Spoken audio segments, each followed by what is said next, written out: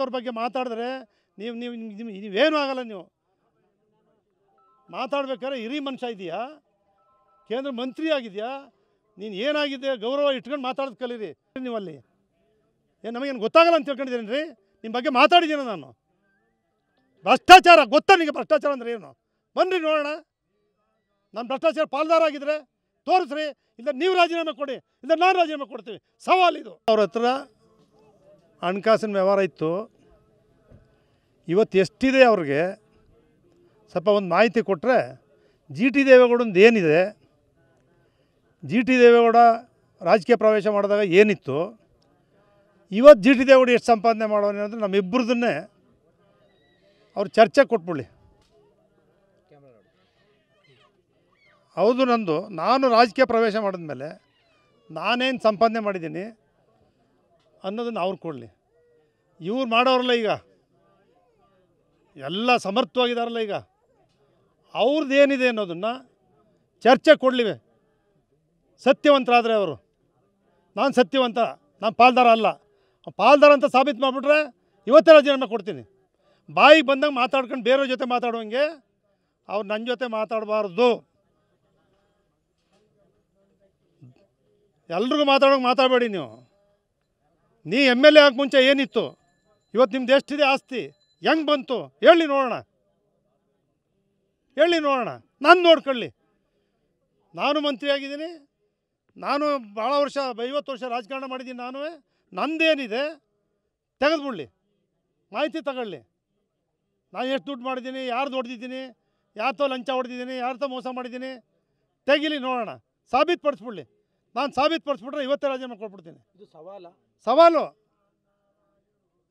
ಯಾಕೆ ಅವರು ನಿಮ್ಮ ಹೆಸರು ತೆಗಿತಾ ಇದ್ದಾರೆ? ಅವ್ರು ಯಾರನ್ನು ಬಿಟ್ಟಿದ್ದಾರೆ? ಅವರು ಯಾರನ್ನು ಬಿಡ್ತಾರೆ? ದಿನ ಯಾರ ಬಗ್ಗೆ ಯಾರು ಮಾತಾಡೋದು ಚಟ ಅದು. ಯಾರ ಬಗ್ಗೆ ಯಾರು ಮಾತಾಡಲೇಬೇಕು. ಒಂದು ಸತಿ ಇವ್ರು ಹೊಗಳ್ಬೇಕು, ಇನ್ನೊಂದು ಸತಿ ಅವ್ರಿಗೆ ತೆಗಳ್ಬೇಕು. ಇದನ್ನೇ ಮಾಡ್ಕೊಬತ್ತಿರೋದು ಅವರು. ಅವತ್ತಿಂದ ಮಾಡ್ಕೊಬತ್ತಿರೋದೇ ಇದು. ಎಲ್ಲರೂ ಕೂಡ ಅವ್ರನ್ನ ಹೋರಾಟಗಾರ ಭಾಳ ಇದ್ದಿದ್ದಂಗೆ ಮಾತಾಡ್ತಾರೆ ಅಂದ್ಕೊಂಡವ್ರಲ್ಲ. ನನ್ನ ವಿಚಾರ ಮಾತಾಡಿದ್ರೆ ಏನು ನೋಡಿದಾರೆ ಅವರು? ನಾನೇನು ನೋಡೋರು ಗೊತ್ತಾ ಅವ್ರಿಗೆ? ಅವ್ರ ಪರಿಚಯ ಇದೆಯಾ ನಂದು? ನನ್ನ ಆಸ್ತಿ ಏನಿದೆ ನೋಡಿದಾರೆ ಅವರು? ನನ್ನ ಸಾಲ ಎಷ್ಟಿದೆ ನೋಡಿದಾರೆ ಅವರು? ನೋಡಿದಾರೇನ್ರಿ? ಮತ್ತು ಯಾವನೋ ಹೇಳ್ತಾನೆ ಅಂತ ಹೇಳಿದ್ರೆ ಇವ್ರ ಪರಿಸ್ಥಿತಿ ಮೂಡೋದ್ರಲ್ಲಿ ತೋರಿಸ್ಲಿ ಅವರು. ನಂದು ಬಂದು ಒಂದು ಜಿ ಟಿ ದೇವೇಗೌಡನ ಸಾಮೀಲಾಗೋನೆ ಅಂತ ಹೇಳಿ ನನಗೆ ಯಾರು ಹೇಳಿದ್ರು? ವಿಜೇಂದ್ರಗೂ ನನಗೆ ಸಂಬಂಧ ಇದೆಯಾ? ಯಡಿಯೂರಪ್ಪನವ್ರು ಹೌಸಿಂಗ್ ಬೋರ್ಡ್ ಕೊಟ್ಟಿದ್ರು, ಒಂದು ದಿವಸ ಸಂಬಂಧ ಮಾತಾಡಿದ್ದೀನಾ ಅವ್ರ ಹೋಗಿ? ಎಲ್ಲ ಏನು ಮಾಡಿಲ್ಲ ನನ್ನ ಮೇಲೆ. ಎಲ್ಲ ತಿಕ್ಕಿದ್ರು ಕೂಡ ನನ್ನ ಹತ್ರ ಏನಿಲ್ಲ. ನನ್ನಂಥ ರಾಜಕಾರಣಿ ನೀವು ನನ್ನಂಥವ್ರ ಬಗ್ಗೆ ಮಾತಾಡಿದ್ರೆ ನೀವೇನೂ ಆಗಲ್ಲ. ನೀವು ಮಾತಾಡ್ಬೇಕಾದ್ರೆ ಹಿರಿ ಮನುಷ್ಯ ಇದೆಯಾ, ಕೇಂದ್ರ ಮಂತ್ರಿ ಆಗಿದೆಯಾ, ನೀನು ಏನಾಗಿದೆ ಗೌರವ ಇಟ್ಕೊಂಡು ಮಾತಾಡೋದು ಕಲೀರಿ. ಸೇರಿಸ್ಬೇಕಾದ್ರೆ ಯಾರನ್ನ ಸೇರಿಸ್ತೀರಿ? ಯಾವ ಆಧಾರದ ಮೇಲೆ ಸೇರಿಸ್ತೀರಿ? ಯಾವ ರಾಜೀನಾಮೆ ಕೊಡು ಅಂತ ಕೇಳ್ತೀರಿ? ನಿನ್ನ ಮೇಲೆ FIR ಆಗಿರಲಿಲ್ಲ ಶುಗರ್ ಫ್ಯಾಕ್ಟ್ರಿದು, ನೀ ರಾಜೀನಾಮೆ ಕೊಟ್ಟಿದೀಯಾ? ರಾಜೀನಾಮೆ ಕೊಟ್ಬಿಡಿ ಎಲ್ಲರಿಗೂ. ಇಲ್ಲ ಇವನು ಸೇರ್ಕೊಂಬಿಟ್ಟವನೇ, ಅದೇ ನಾನೊಬ್ಬ ಬಾಕಿ ಇದ್ನ ನಿನ್ಗೆ ಹೇಳೋಕ್ಕೆ. ಇನ್ಯಾರು ಸಿಕ್ಕಲಿಲ್ವ ನಿನಗೆ?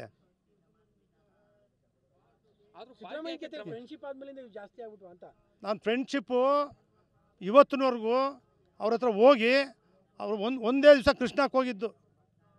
ಯಾರೋ ಕಾಯಿಲೆಯವರು ಅನುದಾನ ಬರೆಯೋಕ್ಕೆ ಅಂತೇಳಿ ಏನೋ ಮಾಡ್ಕೊಂಡು ಹೋಗಿ. ಇನ್ನೊಂದು ನನ್ನ ಆಜ್ಞೆ ಅಳಿಯ ಒಂದು ಟ್ರಾನ್ಸ್ಫರ್ ಅಂತ ಕೊಟ್ಟಿದೆ, ಅದು ಆಗಲಿಲ್ಲ. ಅವ್ರ ಹತ್ರ ಒಂದೇ ಒಂದು ದಿವಸ ಹೋಗಿ ಡಿ ಕೆ ಅವ್ರ ಮನೆಗಾಗಲಿ, ಡಿ ಕೆ ಅವ್ರ ಜೊತೆ ಮಾತಾಡೋದಾಗಲಿ, ಚನ್ನಪಟ್ಟಣದ ಎಲೆಕ್ಷನ್ ಆದಮೇಲೆ ಇವತ್ತಿನವರೆಗೂ ಡಿ ಕೆ ಅವ್ರು ನನ್ನ ಜೊತೆ ಮಾತಾಡಿಲ್ಲ. ಸಿದ್ದರಾಮಯ್ಯನವ್ರ ಜೊತೆ ಒಂದು ದಿವಸ ಕೃಷ್ಣಕ್ಕೆ ಹೋಗಿ ಮೀಟಿಂಗ್ ಹೋಗಿದ್ದೀವಿ. ನನ್ನಂಗೆ ಇರೋ ಕೇಳ್ರಿ, ಯಾರು ನಮ್ಮ ಸ್ನೇಹ ಬೆಳೆಸಿದ್ದೀವಿ. ಇವ್ರಂಗೆ ಸರ್ಕಾರ ಒಂದೇ ಒಂದು ದಿನ ನನ್ನ ಲೈಫಲ್ಲಿ ಮಂತ್ರಿ ಆಗಿದ್ದಾಗಲಿ ಈಗಾಗಲಿ ಒಂದು ದುರುಪಯೋಗ ಪಡಿಸ್ಕೊಂಡಿಲ್ಲ. ಯಾವ ಮುಖ್ಯಮಂತ್ರಿಗಳ ತಾವು ಏನೂ ಬರ್ಸ್ಕೊಂಡಿಲ್ಲ. ನಾನು ಅವತ್ತೇ ನೇರ ಹೇಳ್ಬಿಟ್ಟೆ. ನಾನು SM ಕೃಷ್ಣ ಅವ್ರು ಒಬ್ಬರೇ ಕರೆದು ನನಗೊಂದು ಸೈಟ್ ಕೊಟ್ಟಿದ್ರು ಅಂತ, ಅದನ್ನು ಮಾರಾಟ ಮಾಡ್ಕೊಂಡೆ. ನನ್ನ ಪರಿಸ್ಥಿತಿ ಗೊತ್ತಿದೇನು ರೀ ಇವ್ರಿಗೆ? ನನ್ನ ಬಗ್ಗೆ ಮಾತಾಡೋ ಯೋಗ್ಯತೆ ಇದೆಯೇನು ರೀ ನಿಮಗೆ? ಯಾವ್ಯಾವುದ್ರಲ್ಲಿ ಎಷ್ಟೆಷ್ಟು ಮಾಡಿದ್ದೀರಿ? ಸೌಹಾರ್ದದಲ್ಲಿ ಎಷ್ಟು ಹಣ ಇದೆ ನಿಮ್ಮ ಹತ್ರ? ಅದರಲ್ಲಿ ಏನು ಬಳಕೆ ಮಾಡಿದ್ದೀರಿ? ಒಂದು ತನಿಖೆ ಮಾಡಲಿ ಅವ್ರದ್ದು. ಸೌಹಾರ್ದ ಮಾಡಿ ಎಷ್ಟು ಮಾಡಿದ್ದಾರೆ, ಎಷ್ಟು ಡಿಪಾಸಿಟ್ ಮಾಡಿ ಹಣ ಯಾವ್ಯಾವುದು ಬಳಕೆ ಮಾಡಿದ್ದೀರಿ? ತನಿಖೆ ಆಗಲಿ ಅವ್ರದ್ದು.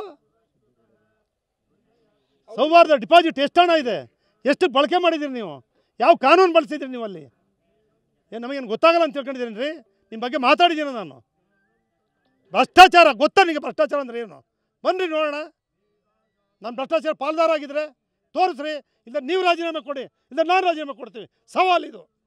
ಅದು ಪಾರ್ಟಿಯ ಕ್ರಮ ಕೈಗೊಳ್ತಲ್ಲ ಅವ್ರ ವಿರುದ್ಧ, ಎಷ್ಟು ಎಲ್ಲರ ಬಗ್ಗೆ ಮಾತಾಡ್ತಾ ಇದ್ದಾರೆ. ಪಾರ್ಟಿ ದಮ್ ಬೇಕಲ್ಲ ಯಾವನ್ಗಾರು, ಅಷ್ಟು ಸುಲಭ ಇಲ್ಲ ಈಗ ಅಂತ ಹೇಳಿದ್ರೆ ಆಗಲೇ ದಮ್ ಬೇಕು, ಜನ ಕಟ್ಟೋ ಶಕ್ತಿ ಇರಬೇಕು. ಯಾವನೊಬ್ಬರು ಕ್ರಮ ತಗೋಬೇಕಾದ್ರೆ ಇವನು ತಾಕತ್ತಿರಬೇಕು. ನಾನು ಜನ ಕಟ್ಟು ಗೆಲ್ತೀನಿ ಅನ್ನೋ ತಾಕತ್ತಿರೋನು ಸಸ್ಪೆಂಡು ಮಾಡ್ತಾನೆ, ಡಿಸ್ಮಿಸ್ ಮಾಡ್ತಾನೆ. ತಾಕತ್ ಬೇಕು. ನಾನು ಡಿಸ್ಮಿಸ್ ಮಾಡ್ಬೇಕಾದ್ರೆ ತಾಕತ್ ಬೇಕು, ಅವ್ನು ಡಿಸ್ಮಿಸ್ ಮಾಡ್ಬೇಕಾದ್ರೆ ತಾಕತ್ ಬೇಕು. ಯಾರಿಗೂ ತಾಕತ್ತಿಲ್ಲ ನಾಯಕರುಗಳಿಗೆ.